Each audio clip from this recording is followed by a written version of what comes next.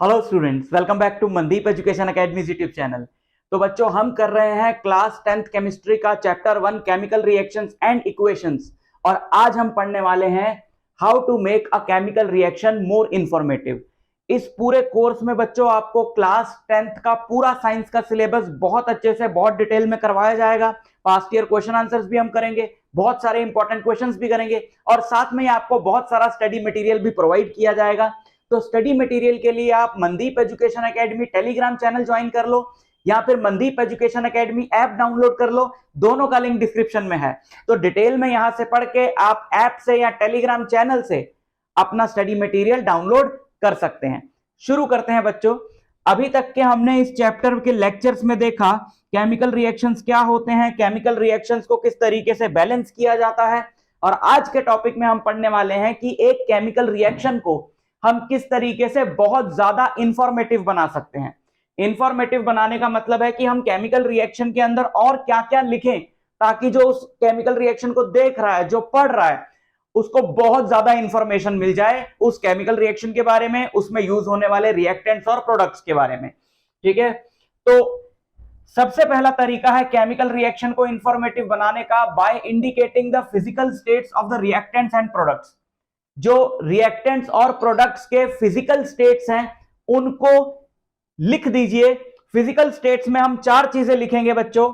अगर आपको पता है कि आपका जो रिएक्टेंट या प्रोडक्ट है वो सॉलिड है तो उसके लिए एस लिखेंगे। कहां लिखेंगे अभी समझाता हूं। अगर वो लिक्विड है तो एल लिखेंगे, गैस है तो जी लिखेंगे, और अगर वो वाटर में एक सॉल्यूशन है तो उसके लिए ए क्यू यानी कि एक्वास लिखेंगे। एस तो सॉलिड के लिए हो गया, एल लिक्विड के लिए हो गया, जी गैस के लिए हो गया और ए क्यू किसके लिए हो गया, एक्वास के लिए हो गया। फॉर एग्जाम्पल, जैसे यहां पे अपने पास एक ये केमिकल रिएक्शन है, ठीक है, तो जिंक के आगे हमने लिख दिया ब्रैकेट में एस। एस यानी कि जिंक क्या है, सॉलिड है। H2SO4 के साथ साथ हमने लिख दिया एक्वास, यानी H2SO4 is a solution in water. बच्चों, वाटर, थोड़ा सा वाटर एसिड में मिलाया जाता है तब जाके एसिड जो है वो और ज्यादा अपनी प्रॉपर्टीज शो करता है। तो जितने भी आपको एसिड्स मिलेंगे या फिर आयनिक कंपाउंड्स मिलेंगे उन सब के आगे आप एक्वास लगाओगे because they are the solutions in water. अब आयनिक कंपाउंड क्या होता है भाई, ये भी आपको नहीं पता होगा बहुत सारे बच्चों को। जैसे ZnSO4 है। सबसे पहले तो मैं आपको ये बता दूं कि अगर आप ये सीरीज देखना स्टार्ट कर रहे हो तो बिल्कुल बिगनिंग से करना।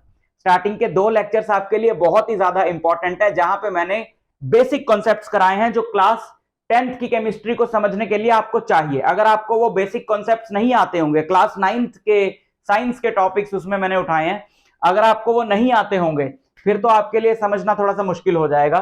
तो ZnSO4 is made up of 2 ions, one is Zn2 plus और SO4 2 negative. So this is called an ionic compound which is made up of ions. ऐसे कंपाउंड के आगे आप क्या लगाओगे, AQ, क्योंकि ये सारे के सारे कंपाउंड जो हैं वो वाटर में सॉल्यूशन बना के यूज किए जाते हैं, या फिर अगर रिएक्शन मिक्सचर में प्रोडक्ट मिल रहा है तो वो भी वाटर के अंदर डिसॉल्व ही मिलेगा क्योंकि हमारे रिएक्टेंट्स में एक्वस सॉल्यूशन था। ठीक है, तो ये AQ है और हाइड्रोजन जो है वो गैस है। तो हम सबसे पहला जो तरीका है केमिकल रिएक्शंस को इंफॉर्मेटिव बनाने का वो ये है कि केमिकल रिएक्शंस के नाम के आगे हम उनके फिजिकल स्टेट्स लगा सकते हैं। एक और एग्जांपल यहां पे लिखा है calcium hydroxide which is also an ionic compound, AQ। Carbon dioxide आप जानते हो गैस है तो उसके आगे G लिख दिया। कैल्शियम कार्बोनेट एक सॉलिड है तो उसके आगे S लिख दिया, और H2O एक लिक्विड है तो उसके आगे L लिख दिया। अब calcium carbonate is also made up of calcium carbonate is also made up of calcium ion plus carbonate ion. ठीक है ना। अब ये सवाल उठता है कि फिर इसके आगे भाई हम तो AQ लिख देते क्योंकि आयनिक कंपाउंड के आगे एक्वस लिखना होता है।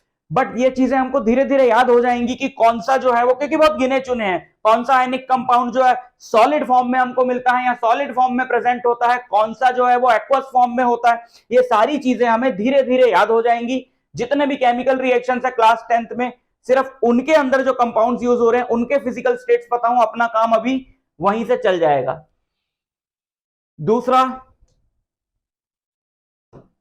Bye indicating the heat change taking place in the reaction. By indicating the heat change taking place in the reaction. Heat change के बेसिस पे बच्चों रिएक्शंस को दो तरह से कैटेगराइज किया गया है, endothermic reactions and exothermic reactions. देखो कुछ रिएक्शंस ऐसे होते हैं कि जब वो केमिकल रिएक्शन होता है तो हीट इवॉल्व होती है, निकलती है, ऐसे रिएक्शंस को बोला जाता है एक्सोथर्मिक रिएक्शंस। और कुछ रिएक्शंस ऐसे होते हैं कि जिनको जब तक हीट दो ना वो शुरू ही नहीं होते, ऐसे रिएक्शंस को बोला जाता है एंडोथर्मिक रिएक्शन। ठीक है, तो सबसे पहले हम लोग बात करते हैं एक्सोथर्मिक रिएक्शंस की। Exothermic reaction, a chemical reaction that releases heat energy, usually in the form of heat, making the surroundings warmer. एक ऐसा केमिकल रिएक्शन जिसमें हीट एनर्जी रिलीज होती है, हीट की फॉर्म में एनर्जी रिलीज होती है हीट की फॉर्म में, और अपनी सराउंडिंग्स को वो क्या कर देती है, गर्म कर देती है, वार्म कर देती है। ठीक है, N exothermic reaction is indicated by writing heat और प्लस हीट एनर्जी और plus energy on the product side of the equation. For example, जैसे आपको पहले भी मैंने बताया कि ये जो कैल्शियम ऑक्साइड जो कि सॉलिड होता है, जब उसमें पानी मिक्स किया जाता है H2O जो कि लिक्विड होता है, तो आपको एक एक्वस सॉल्यूशन मिलता है कैल्शियम हाइड्रोक्साइड का, और साथ में रिलीज होती है बहुत सारी हीट एनर्जी, साथ में रिलीज होती है बहुत सारी हीट एनर्जी। तो ये आपका एक हो गया एक्सोथर्मिक रिएक्शन, इसमें हीट एनर्जी रिलीज हो रही है। ठीक है ना। दूसरा आपका एक और, जैसे कोई भी फ्यूल बर्न होता है, सिंपल अगर हम लोग ले कार्बन, कार्बन को जब आप बर्न करोगे, जैसे कोल की फॉर्म में कार्बन को जब आप बर्न करते हो तो कार्बन डाइऑक्साइड आपको गैस मिलती है और साथ में हीट एनर्जी रिलीज होती है। कोयले को गर्म करने से हीट एनर्जी मिलती है ना, इसीलिए तो कोयले को गर्म करते हैं, प्रेस में यूज करते हैं, अंगीठी में यूज करते हैं, कोयले को गर्म करने से हीट मिलती है। ठीक है, तो कार्बन या कोई भी और फ्यूल जैसे कि मीथेन, मीथेन एक अच्छा फ्यूल है जिसको हम लोग बोलते हैं नेचुरल गैस। मीथेन एक गैस है, उसको जब आप बर्न करोगे यानी ऑक्सीजन के साथ रिएक्ट करोगे, which is also a gas, तो आपको कार्बन डाइऑक्साइड मिलेगी, वाटर मिलेगा और साथ में बहुत सारी एनर्जी मिलेगी, तभी तो मीथेन को बर्न किया जाता है। देखो जो भी फ्यूल्स है, अगर वो चीज फ्यूल है तो उसके बर्न करने पे क्या होगा, हीट एनर्जी रिलीज होगी। तो इस तरह के रिएक्शंस को हम लोग बोलते हैं एक्सोथर्मिक रिएक्शन। एनसीईआरटी के अंदर एक बहुत ही इंपॉर्टेंट एग्जांपल है एक्सोथर्मिक रिएक्शन का, और वो है रेस्पिरेशन। जो आप सांस लेते हो, नाक से आपने ऑक्सीजन अंदर ली, लंग्स आपके फूले, फिर कार्बन डाइऑक्साइड आपने छोड़ी, लंग्स आपके पिचक गए। This is just a mechanical process which is called breathing. Respiration का मतलब है कि आपने उस ऑक्सीजन को अंदर इनहेल किया, तो अंदर जाके उस ऑक्सीजन का क्या हुआ। देखो जो आप खाना खाते हो वो खाना आपके बॉडी में जा रहा है, सांस आपने ली, नाक से ऑक्सीजन आपकी बॉडी में जा रही है, ये दोनों सेल्यूलर रेस्पिरेशन करते हैं। मतलब क्या है कि जो खाना आपकी बॉडी में गया और जो ऑक्सीजन आपकी बॉडी में गई, ये दोनों माइटोकॉन्ड्रिया के अंदर, अब जब खाना देखो जिस फॉर्म में आपने खाया उस फॉर्म में थोड़ी ना आपकी बॉडी उसको यूज करेगी, बॉडी उसको छोटे छोटे मॉलिक्यूल्स में ब्रेक कर लेती है और उनको यूज करती है वो। ठीक है, उस प्रोसेस को बोलते हैं डाइजेशन। ठीक है ना। बॉडी ने क्या किया, आपके फूड के अंदर जो बड़े बड़े मॉलिक्यूल्स थे, डाइजेशन के प्रोसेस ने उन बड़े बड़े मॉलिक्यूल्स को छोटे छोटे मॉलिक्यूल्स में ब्रेक डाउन कर दिया। फिर माइटोकॉन्ड्रिया के अंदर उस फूड मॉलिक्यूल और ऑक्सीजन जो आपने लिया, उन दोनों के बीच में केमिकल रिएक्शन हुआ जिससे हीट एनर्जी आपको मिलेगी। This reaction, this process is called respiration. और क्योंकि इसमें आपको एनर्जी मिल रही है, इसमें आपकी बॉडी को एनर्जी मिल रही है जो बॉडी आपकी डे टू डे एक्टिविटीज के लिए यूज करेगी, that's why it is an exothermic reaction, a biochemical process in which living cells consume energy and produce energy from organic compounds releasing carbon dioxide and water as by products. ठीक है, mitochondria के अंदर glucose गया, ये glucose आया आपके food से, सांस आपने ली, ऑक्सीजन गई, इन दोनों के बीच में केमिकल रिएक्शन हुआ। उस केमिकल रिएक्शन के जो प्रोडक्ट्स हैं वो प्रोडक्ट्स हैं कार्बन डाइऑक्साइड एंड वाटर, और साथ में एनर्जी प्रोड्यूस हुई। केमिकल रिएक्शन है ये, ग्लूकोज होता है C6H12O6 which is a solid. उसके बाद आपने इसके साथ ऑक्सीजन को रिएक्ट करवाया, और माइटोकॉन्ड्रिया के अंदर ये प्रोसेस हुआ जिससे कार्बन डाइऑक्साइड बनी जो आपकी बॉडी एक्सेल कर देगी, और वाटर बना जो आपकी बॉडी इस्तेमाल कर लेगी, एक्सेस वाटर जो है वो रिलीज कर देगी, और साथ में एनर्जी प्रोड्यूस हुई जो आपकी बॉडी यूज कर लेती है, और जो पार्ट यूज नहीं कर पाती है वो एटीपी की फॉर्म में स्टोर कर लेती है। ठीक है, आप इसको बैलेंस कर सकते हो। 12 हाइड्रोजन इधर हो गए, 12 हाइड्रोजन इधर हो गए, 12 ऑक्सीजन, 12 और 6 18, ये बैलेंस हो गई। ठीक है, और एग्जांपल्स देखो एक्सोथर्मिक रिएक्शंस के। एक्सोथर्मिक रिएक्शन का और एग्जांपल है मैग्नीशियम रिबन की बर्निंग, जो आपको स्टार्टिंग से मैं एक केमिकल रिएक्शन बताता आ रहा हूं जिसमें आपका मैग्नीशियम जो कि सॉलिड है उसको जब आपने बर्न किया यानी ऑक्सीजन के साथ रिएक्ट किया तो मैग्नीशियम ऑक्साइड जो कि व्हाइट कलर का पाउडर है वो आपको मिलता है, और साथ में बहुत सारी हीट प्रोड्यूस होती है। ठीक, डिकम्पोजिशन ऑफ वेजिटेटिव मैटर, जो आप जैसे आपने कोई भी चीज फेंक दिया, आपने कोई फल फेंक दिया, कोई छिलका फेंक दिया, आप देखते हो कि वो डिकम्पोज हो रहा है धीरे धीरे नेचर में, तो उसको माइक्रो ऑर्गेनिजम्स जो डिकम्पोज कर रहे हैं वो भी अपने आप में केमिकल रिएक्शन है। और माइक्रो ऑर्गेनिजम्स को डिकम्पोज क्यों करते हैं? क्योंकि उसके अंदर के केमिकल्स को माइक्रो ऑर्गेनिजम्स यूज करते हैं अपनी एनर्जी के लिए। तो जब वो केमिकल रिएक्शन होता है, माइक्रो ऑर्गेनिजम्स आपके उस फूड के अंदर के केमिकल्स को ब्रेक डाउन करते हैं जिससे हीट रिलीज होती है और सराउंडिंग्स जो है वो वार्मर हो जाती हैं। तो डिकम्पोजिशन ऑफ वेजिटेटिव मैटर यानी कि चीजों का गलना, फ्रूट्स का, वेजिटेबल का, छिलकों का गलना, that is also an exothermic reaction. Next है एंडोथर्मिक रिएक्शन। एंडोथर्मिक रिएक्शन क्या होता है? A chemical reaction that absorbs energy from its surroundings typically making the surroundings cooler. Endothermic reaction एक ऐसा रिएक्शन है जिसमें की एनर्जी एब्जॉर्ब होती है। एक्सोथर्मिक में तो एनर्जी क्या होती है? इवॉल्व होती है, इमिट होती है। एंडोथर्मिक रिएक्शन एक ऐसा रिएक्शन है जिसमें एनर्जी एब्जॉर्ब होती है।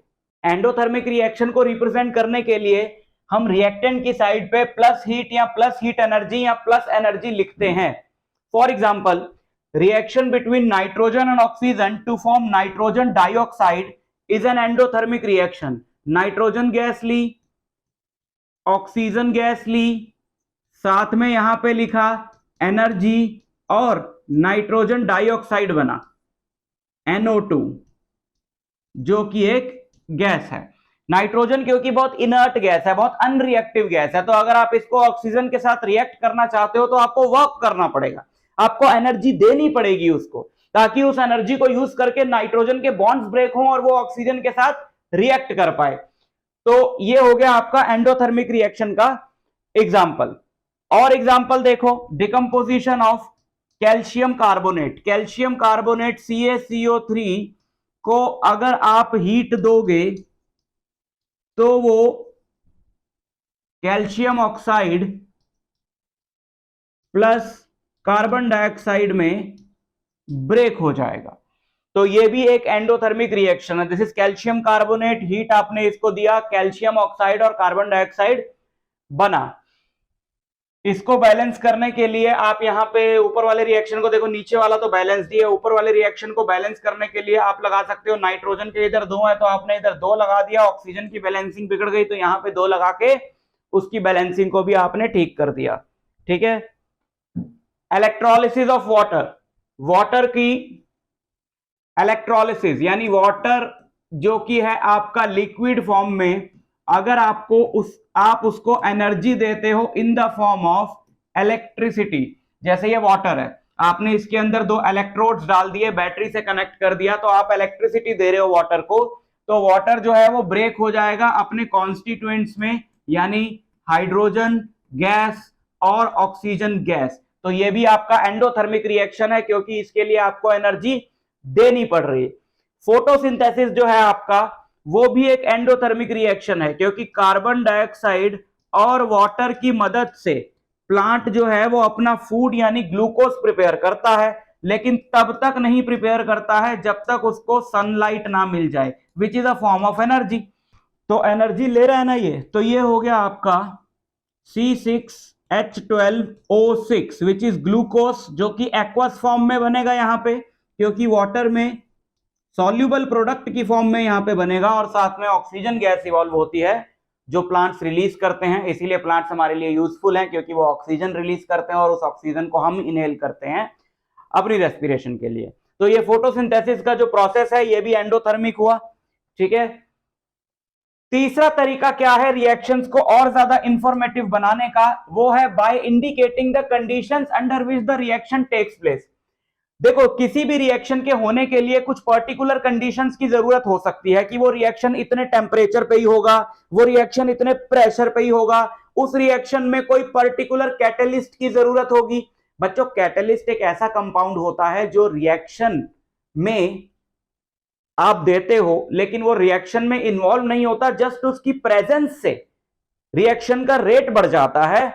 और जब रिएक्शन शुरू होता है तो आपने जिस फॉर्म में उसको दिया होता है, कैटलिस्ट को जिस फॉर्म में दिया होता है रिएक्शन में, उसी फॉर्म में आपको रिएक्शन खत्म होने के बाद भी मिल जाता है, जस्ट रिएक्शन का रेट जो है बढ़ जाता है। तो ऐसे केमिकल कंपाउंड्स जो रिएक्शन का रेट इंक्रीज करते हैं उन्हें बोला जाता है कैटलिस्ट। ये कैसे करते हैं? ये एक ऑल्टरनेट पाथवे दे देते हैं रिएक्टेंट से प्रोडक्ट्स को बनने के। फॉर एग्जांपल, जैसे कि ए और बी रिएक्ट करके मान लो सी और डी बनाते हैं, जो कि बहुत ही ज्यादा स्लो है। तो अगर मैं इनको एक कैटलिस्ट दे दूं, सपोज एफ, तो हो सकता है ए और बी एफ के साथ रिएक्ट करके एक ऐसा प्रोडक्ट बनाएं जो बहुत इजीली सी और डी में चेंज हो जाए और ये रिएक्शन बहुत फास्ट हो, और साथ में जब ये सी और डी में चेंज भी हो जाए तो आपको एक उस रिएक्शन के अंदर एक प्रोडक्ट के रूप में एफ दोबारा वापस मिल जाएगा। तो क्या होता है कि कोई भी केमिकल रिएक्शन जैसा आपको दिखाई देता है कि रिएक्टेंट से प्रोडक्ट, ऐसा नहीं होता, उसका एक पाथवे होता है कि ये रिएक्टेंट से मिलकर कुछ बनाया, फिर उन्होंने कुछ बनाया, फिर उन्होंने कुछ बनाया, फिर आपको फाइनल प्रोडक्ट्स मिले। अगर ये पाथवे जो है वो बहुत स्लो है तो हम एक ऐसा केमिकल कंपाउंड दे सकते हैं रिएक्शन को जो उसको एक ऑल्टरनेट पाथवे दे देगा कि भैया इस रास्ते से नहीं, इस रास्ते से चलो, ये ज्यादा फास्ट पड़ेगा, और खुद कंज्यूम तो होगा बीच में, लेकिन फाइनल प्रोडक्ट्स के साथ वो भी एक प्रोडक्ट होगा। तो हमें तो यार यही लगेगा कि ये तो एज इट इज ही रहा, लेकिन रिएक्शन का रेट फास्ट हो गया। तो ऐसे कंपाउंड को क्या बोला जाता है? ऐसे कंपाउंड को बोला जाता है कैटलिस्ट। अब आपने क्या क्या दिखाना है? आपने दिखाना है कोई कैटलिस्ट की जरूरत है या नहीं, जो आपका रिएक्शन है वो किस टेम्परेचर पे हुआ, जो आपका रिएक्शन है वो किस प्रेशर पे हुआ, और ये सारी चीजें लिखी जाती हैं।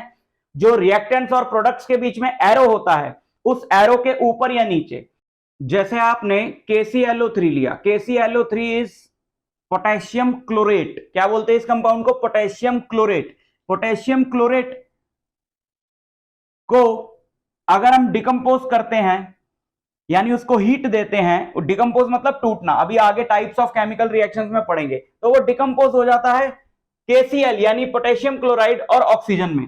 बट इसी रिएक्शन को फास्ट करने के लिए हम इसमें मैंगनीज डाइऑक्साइड डाल सकते हैं, तो ये रिएक्शन बहुत फास्ट हो जाता है। तो हमने इसके एरो के ऊपर लिखा है डेल्टा। डेल्टा का मतलब होता है हमने इसको क्या किया है? हीट। ठीक है, हमने इसको क्या किया है? हीट। और एरो के नीचे हमने लिखा है, एरो के हमने नीचे लिखा है मैंगनीज डाइऑक्साइड, यानी कि मैंगनीज डाइऑक्साइड इसमें क्या है? एक कैटलिस्ट। मैंगनीज डाइऑक्साइड क्या है? इसमें कैटलिस्ट, मतलब ये इसके रिएक्शन के रेट को क्या कर देगा? फास्ट कर देगा। एक और रिएक्शन यहां पे हम देखें, कार्बन मोनोऑक्साइड और हाइड्रोजन को जब आपस में रिएक्ट कराया जाता है 300 एटमॉस्फेरिक प्रेशर पे और 300 डिग्री सेंटीग्रेड टेम्परेचर पे, in the presence of zinc oxide and chromium oxide, तो क्या होता है? ये मीथेनॉल में कन्वर्ट हो जाता है। ये वाला जो कंपाउंड है इसको बोला जाता है मीथेनॉल। मीथेनॉल में कन्वर्ट हो जाता है, which is an important organic compound. Carbon and it's compounds वाले चैप्टर में हम इसके बारे में पढ़ेंगे। बट यही रिएक्शन अगर इस कैटलिस्ट के बगैर हो, बिना हो, तो ये बहुत स्लो होगा। ठीक, इसी तरीके से कार्बन डाइऑक्साइड और वाटर जब मिलते हैं फोटोसिंथेसिस के अंदर, तो जो दो नेसेसरी कंडीशंस हैं वो है the presence of sunlight and chlorophyll. इनके बिना ये रिएक्शन नहीं हो सकता, इसलिए हमने एरो के ऊपर नीचे लिख दिया है। तो ये देख रहे हो, हम रिएक्शन को ज्यादा इंफॉर्मेटिव बनाने की यहां पे कोशिश कर रहे हैं कि जो इस रिएक्शन को पढ़ रहा है, जो इस रिएक्शन को देख रहा है, उसको ज्यादा से ज्यादा इंफॉर्मेशन मिल जाए इन केमिकल रिएक्शंस और इसके अंदर यूज होने वाले कंपाउंड्स के बारे में। अब यहाँ पे दो चीजें जो टर्म्स इंपॉर्टेंट है, जरा उनको देखते चलो। सबसे पहले catalyst. A catalyst is a substance that increases the rate of a chemical reaction without being consumed और permanently altered in the process. Catalyst एक ऐसा सब्सटेंस है जो रिएक्शन के रेट को बढ़ा देता है, खुद कंज्यूम नहीं होता, बात कर चुके हैं हम। दूसरा है pigment. Pigment can be defined as a molecule that selectively absorbs certain wavelengths of light while reflecting और ट्रांसमिटिंग अदर। पिगमेंट एक ऐसा मॉलिक्यूल है, एक ऐसा कंपाउंड है जिसपे अगर लाइट फॉल करती है तो वो कुछ पर्टिकुलर वेवलेंथ्स को यानी कलर्स को तो एब्सॉर्ब कर लेता है, बाकियों को एमिट कर देता है। फॉर एग्जांपल क्लोरोफिल जो है वो एक पिगमेंट है। क्लोरोफिल एक पिगमेंट है। क्लोरोफिल क्या करेगा भाई, आपको पता है क्लोरोफिल की वजह से जो प्लांट्स है वो ग्रीन कलर के होते हैं, क्योंकि क्लोरोफिल जो पिगमेंट है वो सारे कलर एब्सॉर्ब कर लेता है। लाइट जब उस पर फॉल करती है ग्रीन रिफ्लेक्ट कर देता है, तो ग्रीन कलर का दिखाई देगा। क्योंकि अगर वो ग्रीन कलर की लाइट रिफ्लेक्ट करेगा तो उससे वही तो आपकी आंखों पे आएगी, ग्रीन कलर की लाइट आपकी आंखों पे आएगी तो आपको ग्रीन दिखाई देगा। इस तरह के मॉलिक्यूल को जो कुछ वेवलेंथ लाइट की एमिट करता है, कुछ एब्सॉर्ब करता है, उसको क्या बोलते हैं, पिगमेंट बोलते हैं। तो क्लोरोफिल एक पिगमेंट है। एक और एग्जांपल है पिगमेंट का विच इज हीमोग्लोबिन। हीमोग्लोबिन क्या करता है, सारे कलर एब्सॉर्ब करता है, रेड को रिफ्लेक्ट करता है, इसलिए हमारा ब्लड जो है वो रेड दिखाई देता है। ठीक, तो ये कुछ तरीके थे केमिकल रिएक्शंस को और ज्यादा इंफॉर्मेटिव बनाने के। कल के रिएक्शन में हम लोग पढ़ने वाले हैं टाइप्स ऑफ केमिकल रिएक्शंस, बहुत इंपॉर्टेंट पार्ट है इस चैप्टर का, कॉम्बिनेशन रिएक्शंस, डिकम्पोजिशन रिएक्शंस। तो मिलूंगा आपसे उस लेक्चर में, तब तक के लिए ऑल द बेस्ट।